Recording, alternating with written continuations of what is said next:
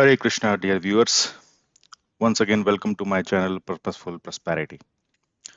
We are continuing with our reading of the Little Book of Common Sense Investing, and today we are going to get the extract the wisdom from chapter 3, which is named as Cast Your Lot with Business, where it says that you win by keeping it simple and rely on Occam's razor. So let's just understand what do we have in this chapter. So there are a couple of things which has been mentioned in this chapter. So first of all, you want to know like how do you cast your lot with business? So two things being mentioned here. So first is that simply buying a portfolio that owns shares of every business in the country and then hold it forever. And this simple concept guarantee that you will win the investment game played by most other investors. So in one of the quotes, Bogle is saying that the winning formula for success in investing is owning the entire stock market through an index fund, a low cost index fund, and doing nothing, just stay the course. That's very important, and that's the way to beat any average investor. So what's this Occam razor's principle? So the Occam razor's principle says that when faced with two equal or good hypnosises, always choose the simpler one.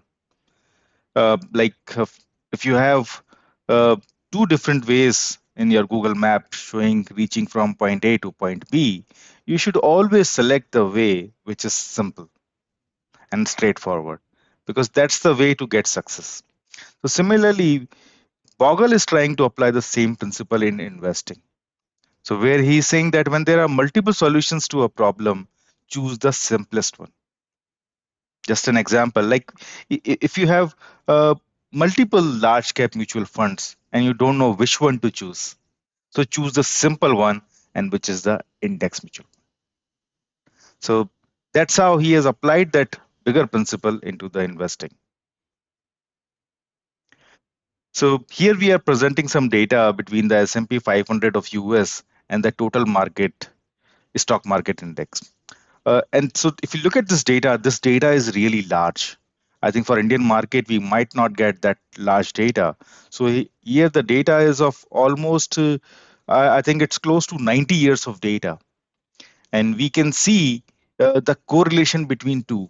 If you look at the dotted line, which is total market index, and the dark line, which is S&P 500, you can see that they are highly correlated. So the long-term correlation you see it's 0.99. In a perfect scenario, it should be 1, but then you see that they are pretty similar.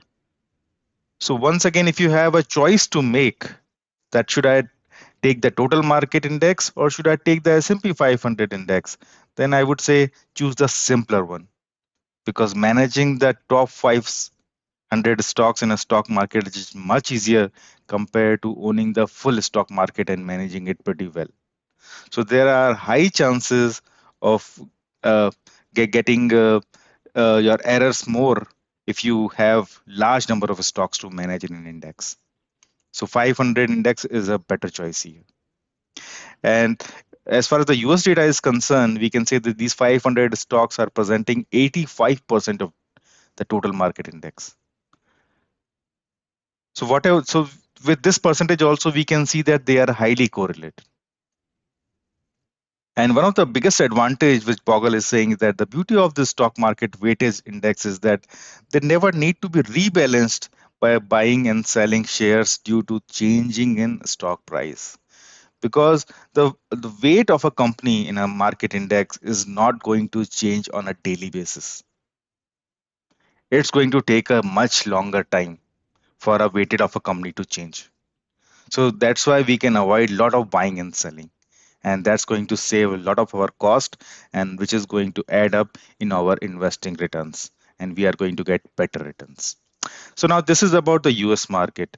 Now you might be asking, okay, can we have something similar for the Indian market? So here I have tried to put some data about Nifty 50 and the Nifty 500. So if you see the Nifty 50 represent almost 62% of the entire free float market capitalization. And I have tried to given the weighted of top 10 companies here with their weight. And if you look at the Nifty 500, which is actually the 96.1%, you see the US one was just 85%, but here we have 96%. So our correlation of Nifty 500 with the total Indian stock market is much more than the US market. And once again, if you look at the top constituent by weighted, you can see that once again the top 10 are exactly the same actually. Not the almost, it's exactly the same. So you can see that it's just your weighted is slightly reduced because now you have 500 stocks in an index compared to the 51. But once again, your top 10 constituents are always the same. So it doesn't matter much of the difference between Nifty 50 and Nifty 500. And considering the Indian scenario, we don't have many Nifty 500 index funds available. So I think to right now, if you look at the uh, principles of Occam's razor, then I think we should go for a simpler solution, which is Nifty 50.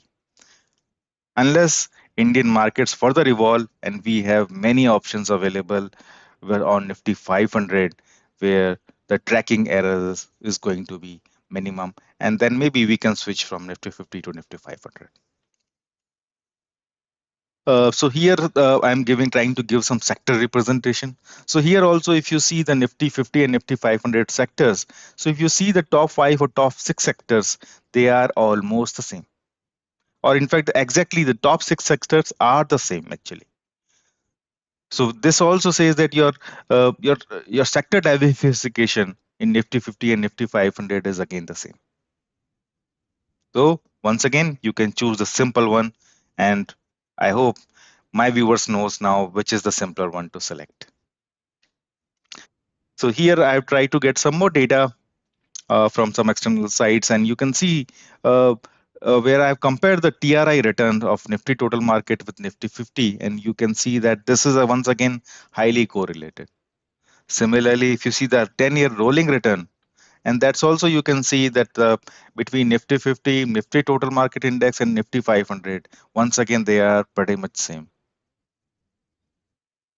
So out of these three options, if you have to select the simple one, I would say investors, please go ahead with Nifty 50.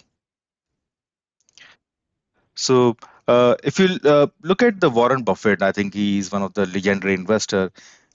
In the will of his wife, how he wanted to manage the resources when he is not available, he simply says that put 10% of the cash in a short-term government bond and 90% in a very low-cost S&P 500 fund, and that's the way to beat any average investor or the mutual fund manager. So if you really want to follow some finance influencer which has which are nowhere close to Warren Buffett, then you are free to do that thing. But my dear friends, if you really want some wisdom from a legendary investor, then just try to follow his advice and what he is advising that what should be done by an average investor. Then further Bogle is saying that the returns earned in the stock market must equal to the gross return earned by all investors in the market. So in the long run, investing is not about markets at all. So investing is about enjoying the returns earned by the businesses. So that's one of the reasons. That's why Bogle says that you own the total market in a low cost index fund, and then you hold it forever, because that's a way to earn the to get the returns earned by our businesses in our country. In one of the other quote, Bogle is saying that owning the stock market over a long term is a winner's game, but attempting to beat the market is a loser's game. And an intelligent investor should always play the winner's game, not the loser's game. Then further, Bogle is saying that there, the data of the stock market can be presented in a different way. And using that data, it's depending on how you view that data, you can present different hypotheses. But then Bogle is saying that if data does not prove that indexing win, well, the data are wrong. And that's a very strong code, I would say. So this really says that we should be believing in what Bogle is saying compared to any other fund manager or a financial influencer or some financial planner. So indexing should be part of your core portfolio. Then further, Bogle is saying that the obvious solution to the challenge of comparing active equity fund of all types with the S&P 500 index is to measure funds against their indexes that more closely reflect their own investment strategy. So that's very important. Sometimes we see that there are many funds in the small cap or mid cap category, but if you look at the uh, fund type, the methodology they are following, it could be either growth, it could be value, or it could be a mix of both. And when they try to compare that, they try to compare with a standard index fund, like the small cap fund is trying to compare with a small cap 250 index fund. But then small cap 250 is not matching with the investment strategy. So you need to select into small cap index fund which is following the growth investment style. And then with that growth investment style index fund, if you try to compare your growth small cap active managed mutual fund, that is the right way to compare. And that way you can see that how index is beating most of the stocks actively managed mutual funds. That's very important. So this line really, I would say, just make a pause and read this thing, and then I would say, don't just look at the index beating return which all these active mutual fund managers are giving. You should be intelligent to know what other indexes I should be comparing this mutual fund with before deciding that should I go for this or not. So in an average, an astonishing 90% of actively managed mutual funds underperform their benchmark indexes over the preceding 15 years. See, Bogle is not taking a data of 2 year, 5 year, 10 year. He's taking a data of 15 years. So it's a long term investing. So when we are talking about the long term investing, then you have 90% of chances that if you have selected the index mutual fund, then it is going to outperform any other actively managed mutual fund at a very low cost. And if you select this 90% winning chance, then definitely it's a winner's game. You are playing a winner's game, so you are going to be a winner. So here I have to try to put the fund style and the benchmark indexes. So where I explained previously. So you have this value, blend, and the growth.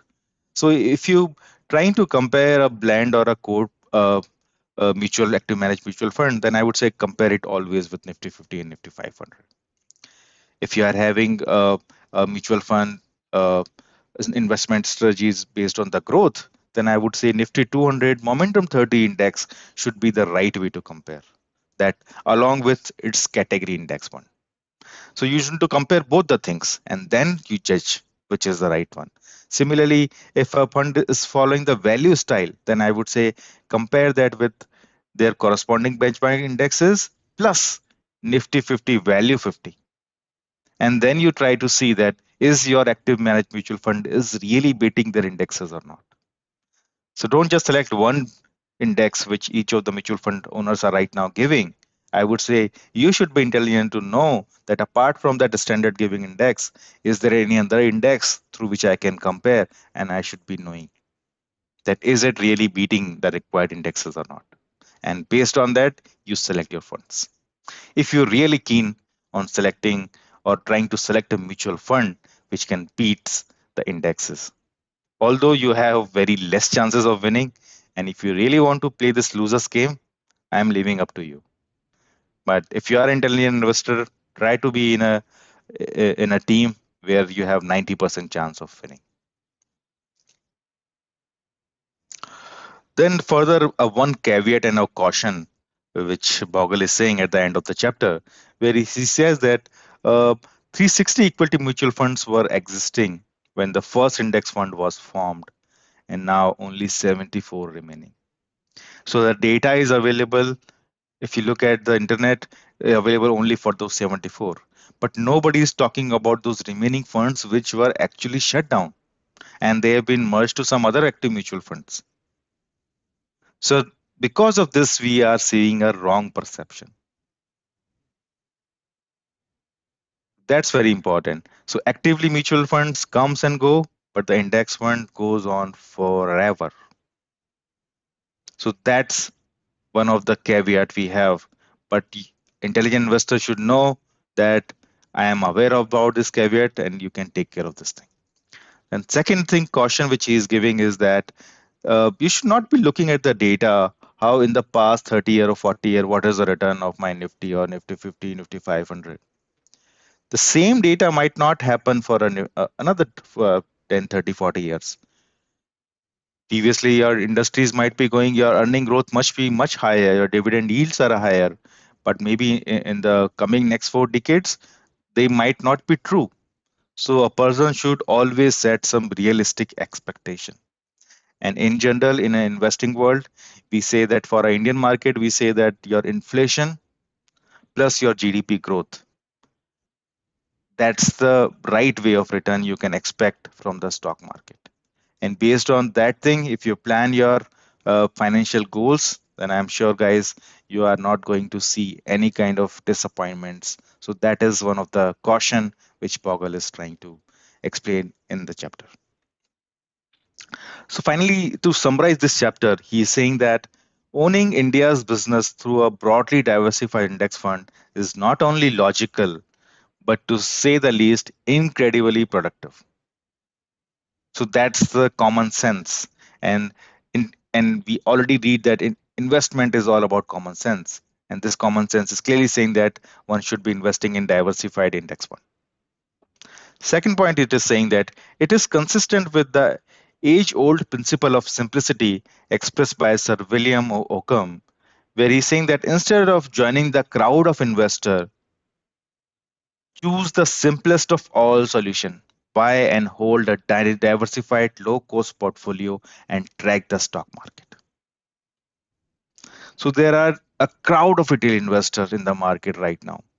And in the third point, he is saying that there are three inevitably fruitless tasks which these crowds of investors are doing, where they are going to lose actually. And what are these fruitless tasks? So first one is to dabble into a complex algorithm or some mechanism to quit stocks.